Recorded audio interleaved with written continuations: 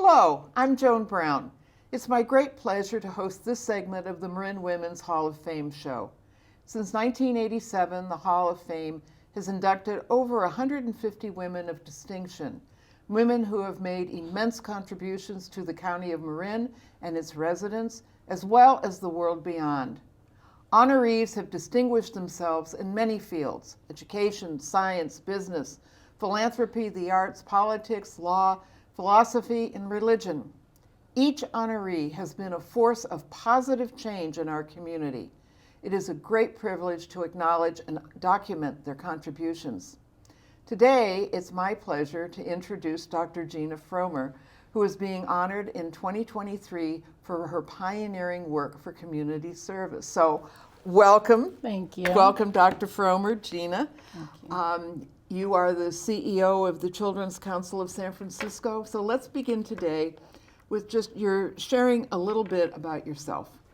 Well, Joan, thank you for me being here today. I am super excited about this honor. I woke up this morning just giddy as a kid. I've lived in Marin 23 years, and I really committed myself to working in different aspects of community. And today, I consider myself a Christian who is committed to service and dedicated to helping others.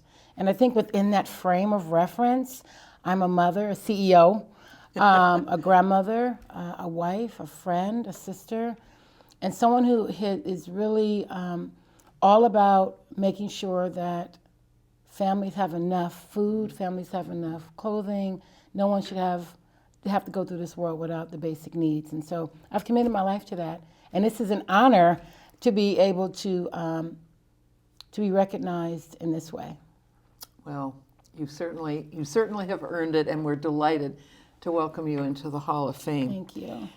Next, we'd love to hear about your family, what your childhood was like, who the people were who helped form you, inspire you, and influenced you.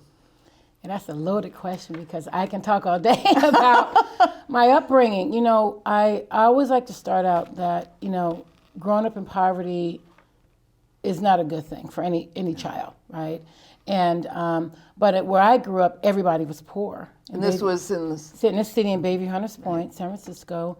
Everybody was poor, and so because my household was sort of the house that other kids came to eat. When my clothes were too big or too small, they went to the next person or sometimes the neighbor's kid. So our house was that hub for the village, right? And so we went out in the morning, came back at night. We heard our mother's voice from across the way calling us to get in and come and eat whatever food she put together for us.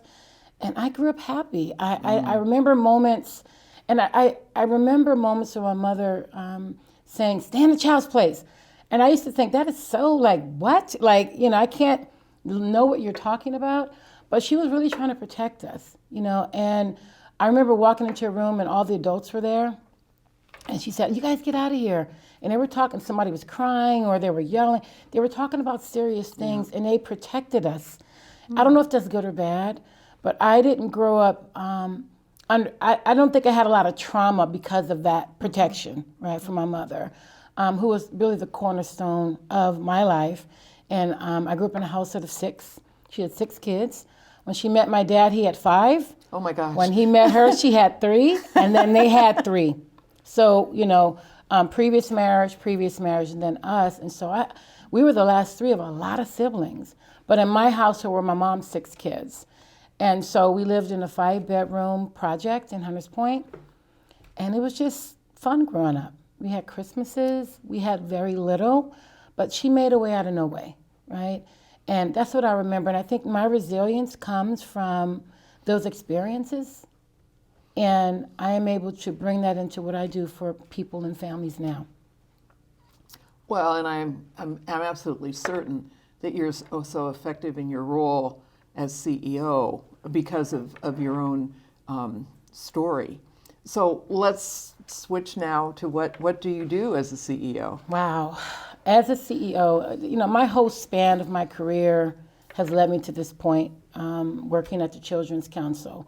My mom was a childhood teacher, preschool teacher, and so Children's Council oversees child care journeys of families, from financing that journey to advocating for families at the state level, at the city level, from us being able to work on their parenting and basic needs of the family. They might need housing. You come through our door, we're going to help support you in a lot of different ways. And I think for me, being a CEO, being able to see that whole umbrella, the whole child and the whole family, that's really important, because they don't just come through your door for one thing. Yeah, You know, they have multiple, we don't have one need, one issue families. Yeah. And so we have to capture those moments, and I take pride in capturing those moments and being able to support the whole child and the whole family. How many families do you know off the top do you serve in a year? About 20,000 families a year. There are about 8,000 families in San Francisco that are on the child care, that are in the ELS system, which is the early learning system for child care, which means we match you up with dollars to help you pay child care. So that's 8,000 families in the system.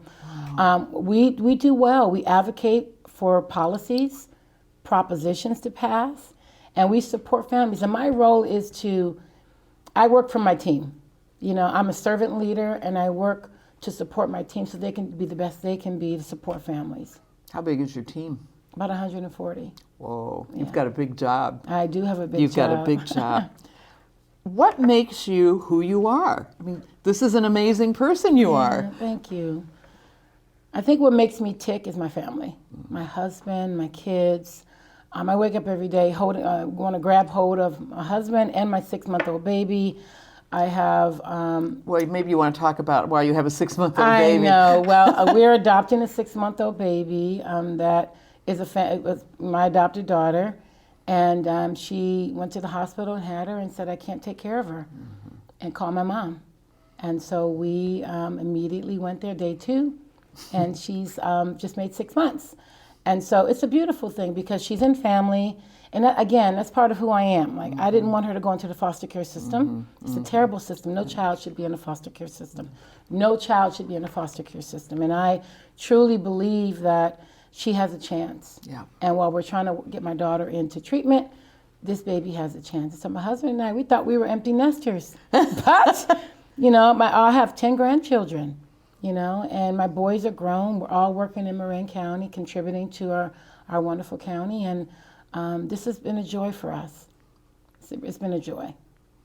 You must have a lot of energy. We would think so. I think women can wear multiple hats. We can do multiple things, and we can think multiple ways, right? And that's what makes this truly an honor for me to be honored in the Women's Hall of Fame. It's all about women. So, Doctor. Yes. Doctor. Now, I know that you just recently completed your PhD, and when we had another conversation, I learned that you were the outstanding graduating student of all of the students. Yes. So you take your education very seriously. I know it's important to you. I know that your mother influenced you on the importance of your education. So can you kind of talk a little bit what role education has had, how central it's been or not in your life, and how it has opened doors for you, and how that's been central in your life? Yeah. Well, I can't talk about education without talking about my mother, who read books. My grandmother. They read books all the time. They loved mysteries. I remember an old cedar chest at the end of my mom's bed, and I opened it, and you could smell all the cedar hit you in the face, but it was loaded with novels, and she loved to read. And so one day she said, Gina, get your education so you can get out. I'm like, get out of the hood? Like, what? She meant get out of poverty. Yeah. She meant change how you live your life so your kids will never have to grow up experiencing a lack of this and lack of that. Education was a way out of poverty for me. And I talk about it, and I think education is so important because I'm one generation out of poverty because of my educational journey. Of course, it took tenacity and self-determination and resilience and all those things that make you you.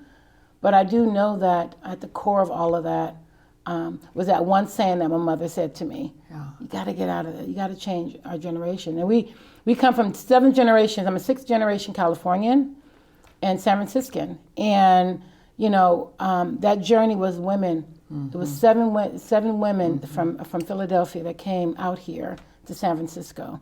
Do you know why they came? Escaping slavery.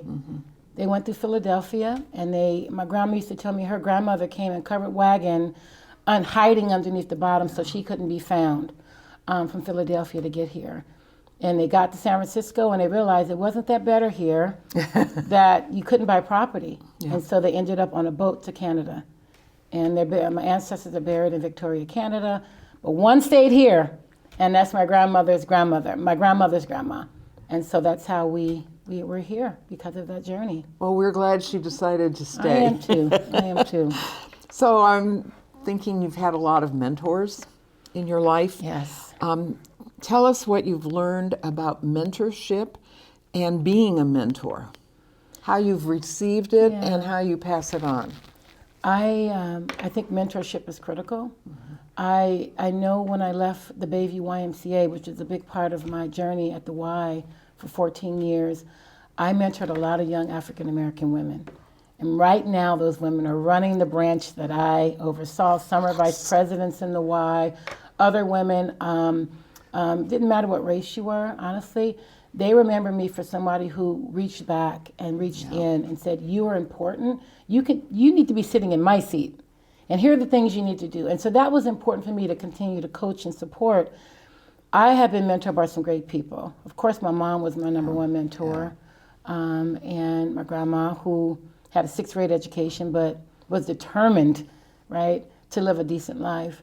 One of my mentors can be people you actually see and feel, and people that you don't, like Michelle Obama, she's around, like Rosa Parks, all those people who fought and led the way for us.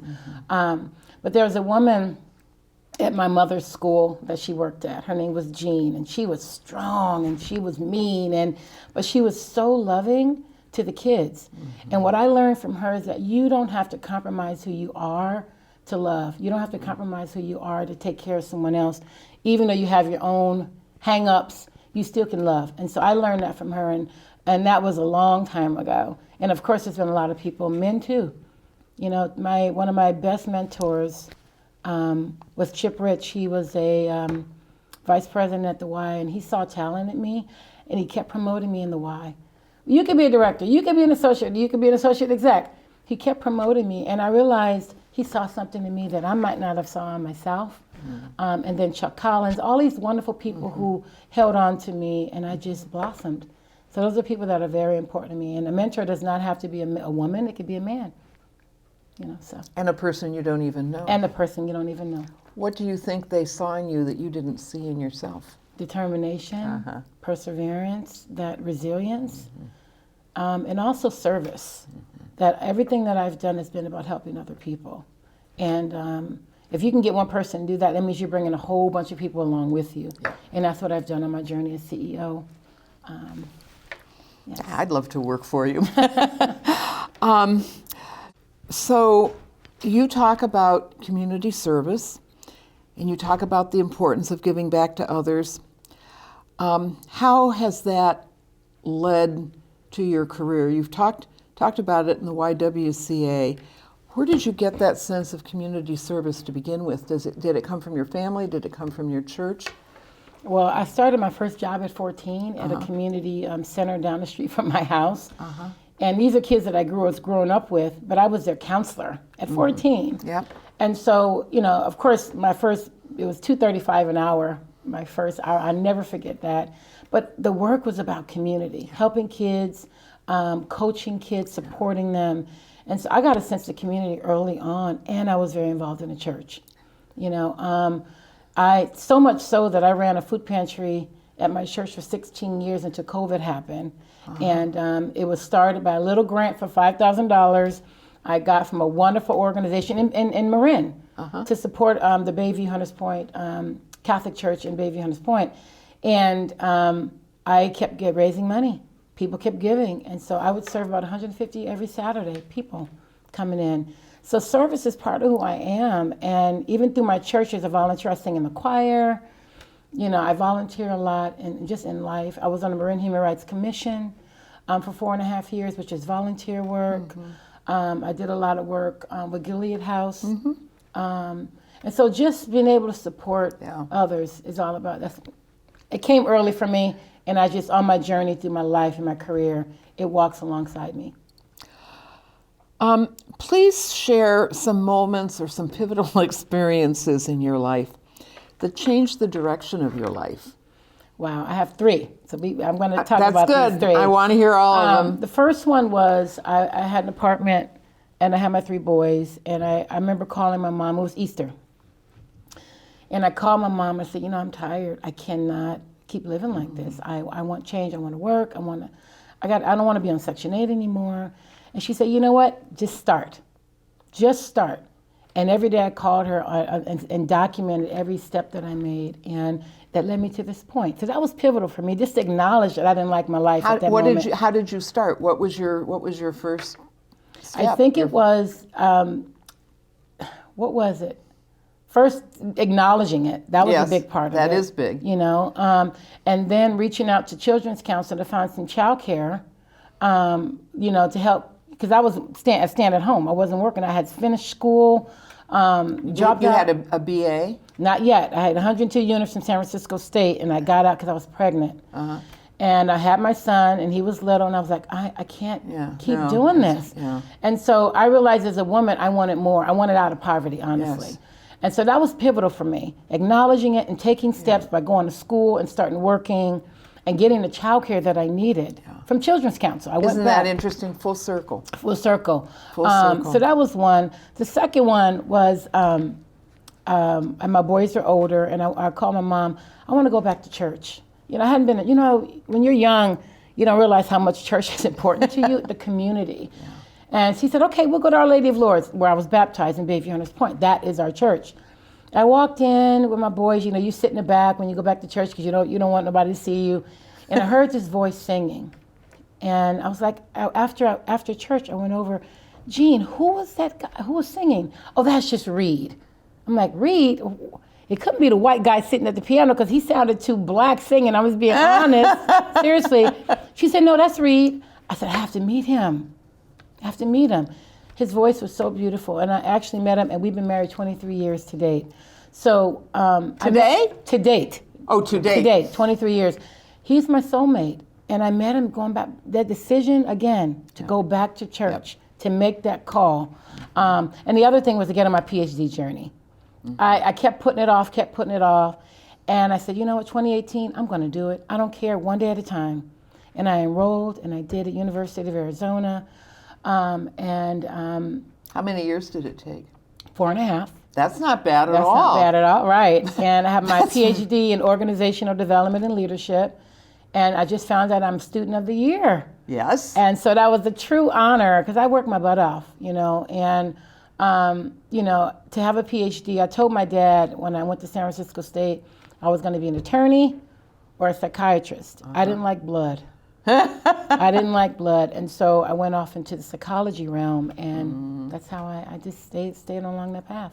So I remember hearing something about a project in Kenya. Tell us a little bit about that. Yes. Okay, this is another pivotal moment. So I was on my way to a meeting at a restaurant, and I got into Uber. And I think he was an angel, but I'm just gonna, for today's sake, his name was Isaiah. And we started talking. You talk to Uber drivers. And he said, oh yeah, I'm on my way to Kenya, right? And I was like, really? I have all these soccer equipment. My family runs Marin soccer camps. Dave Fromer is my father-in-law. And I have all these bags of equipment that we would love to donate.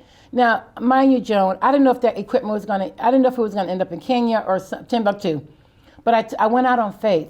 I said, meet me at the corner, which I don't want to say my house, but at the corner. I'll have the bags there.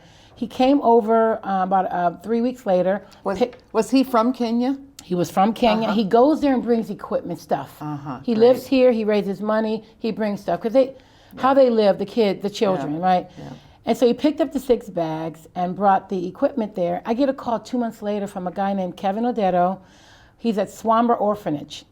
And he was thanking me profusely. He sent me like 20 pictures of the kids wearing Dave Fromer soccer camps in Kenya, shirts in Kenya. They had balls, they had the little cones. I was floored. And so from that moment on, I asked Kevin, if I send you money every month, could you get the kids sports equipment and books and supplies. And they can get that there? I send him Western Union, he buys it. He is and so hence I started a foundation called Circle of Care Kenya 7 years ago. He's my director. And ever since then, I pretty much fund it myself, but I raise money periodically for a big Fuse camp, which is a camp where all 100 kids come. They go to the beach, they have all kinds of activities. And these are children that don't have shoes, these are kids. Yeah. And here's the primary reason I did it, because I wanted them to know that somebody else in this world cares about you, that you are not alone, right? And so they get books and they get supplies, and I send them $400 or $500 a month.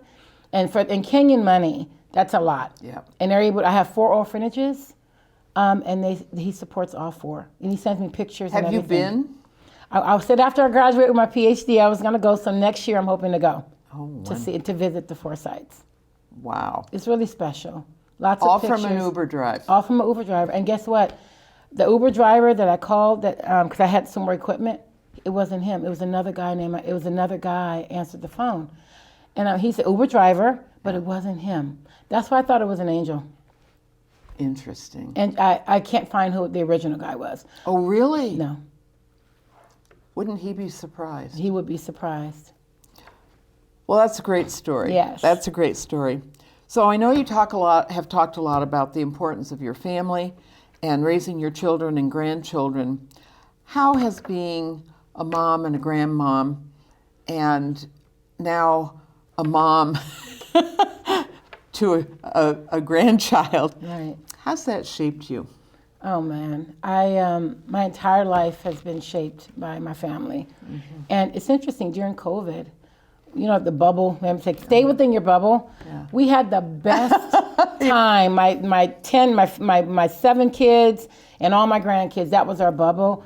At my house in San Rafael, we had the best dinners, and we were just all together. It brought us even closer together. Yeah. My family is everything. My husband has been on my PhD journey. We've been married 23 years. So all my journeys, Mr. Reed has been there. He's a teacher. He's a music teacher. He sings. He's just been at the heart of everything for me. And I love my family. I love my grandkids. You know, and I thought it was going to be an empty nest to be able to spend all my time with my grandkids. But now I'm raising a daughter, and we are just one big happy family. So you came from a robust and loving family, and that supported you through your journeys. Correct. And now you have replicated that. I am my mom. Yay! We always think we don't become our mothers, but the love, the humility, the service, the commitment to community, all that stemmed from what I was exposed to in poverty. Was your grandmother a big part of your life? Oh, yeah. Oh, yeah. My grandma was a rock. She was a rock. So how do you think we can collectively inspire the next generation of women leaders? Continue to do what you're doing. Like, this is so inspirational. There are people who are coming to the awards dinner. They have kids, right? They're going to be able to see women being honored. I just think what you're doing is so important. In addition, if I had one message to young women right now, I'm a CEO and I coach a lot of young women. I go on the road and talk a lot about leadership because that's what my PhD is in. Keep your work in front of you. I never worried about money. I know money is very important on that journey. You'll get to a point where you can demand your raise, but keep your work in front of you. It's so important. If you love what you do, you're passionate. I'm very passionate about what I do, and I think I'm an authentic servant transformational leader. That's how I consider myself. I feel that. Young girls. And I had my first, when I got my degree from Dominican University here in San Rafael, I had a girls group at the center. It was called the Mike Teen Center during that time, and I created a program called the GRIP, the Girls Real Image Program, because in that time, coming from Baby Hunters Point to Marin, the issues were so different for young girls. Yeah. Some were in poverty, some didn't have moms, some families had drug issues. When I got to Marin, they hated their moms. It was the cell phones got taken away. The communication was a big issue for the young girls in Marin. They couldn't communicate with their parents. And so I brought a little bit of Bayview to Marin, and it was a hugely successful girls group. And I see some of those girls today, and they say thank you so much for, some of them were very wealthy, some of them were not came out of the canal, but all young girls want to be heard. Mm-hmm. They want to be heard. They want their ideas to be shared, and we're here to listen. We're here for you to share your ideas, and speak up and speak out. Advocate for what you know is right. That's my message. Don't be silent. So for the young girl who doesn't have a mom like you, how would you advise her to do that first step? Seek out a youth center, someone that you're close to at your church. Get to know somebody. Knock down those barriers. Some young girls be behind the phones. Like my granddaughter who's 14. Take out your earphone. Get to know people, and don't be afraid of that. I think finding someone who you can trust and who knows your name, mm-hmm. and that you can confide in is so important. And again, at your church, at the YWCA, yep. At the YMCA, there's a coach, there's a counselor, there's a teacher, someone you can confide in and be mentored by. And just know that we're here for you. That's what this whole Marin's Women Hall of Fame is all about, the next generation. Yep. Yep. So your story is so rich, and you've had so many accomplishments. If you could choose one focus, one area of focus, how would you describe, or what would you like your legacy to be? What have you impacted most that at this point in your career? Because right. You're not done, No. You're going to have more. Yes. But up to now, what would you call your honestly, legacy? Joan, leadership. Yeah. Because I'm able to bring so many others with me, and mm-hmm. when I tell my staff I work for them, I mean that. My job is you. I tell them, my job is you. Your advancement, your accomplishments, you becoming sitting in my seat and helping them get on that journey, if that's what they want, right? And so I think my leadership, and I'm proud of that because I went to school to say this is important. I'm putting a stamp on this. Mm-hmm. Organizational leadership, I want to be the best leader I can be. And that's what I think. As a servant transformational leader, I think that's what my legacy is, that my leadership. And you had that idea before you went for your PhD, I'm guessing. Absolutely. Yeah. Absolutely. Yeah. You have 3 kids, and then I had my husband had another son, so I had 4 boys, and then I adopted 3 kids. So we had a full household, and I kept putting it off and putting it off and putting it off. And so it became important enough to me. What do you think is the most important thing that you got out of that process of completing your PhD? Was there a learning? Mm-hmm. I think understanding the theories, uh-huh. understanding that there are multiple people, and diversity is not just what you see, is underneath the onion too. Yeah. And how do you tap into that to really bring out the best in people? Great. That's important to me. Thank you so much, Dr. Gina Fromer. You have been an inspiration to me, and I'm sure to all of the listeners. Your stories are incredible and are truly inspiring. The Marin Women's Hall of Fame is a program of the YWCA, Golden Gate, Silicon Valley. If you would like to learn more about the Hall of Fame and our honorees, please visit www.yourywca.org. Thank you so much.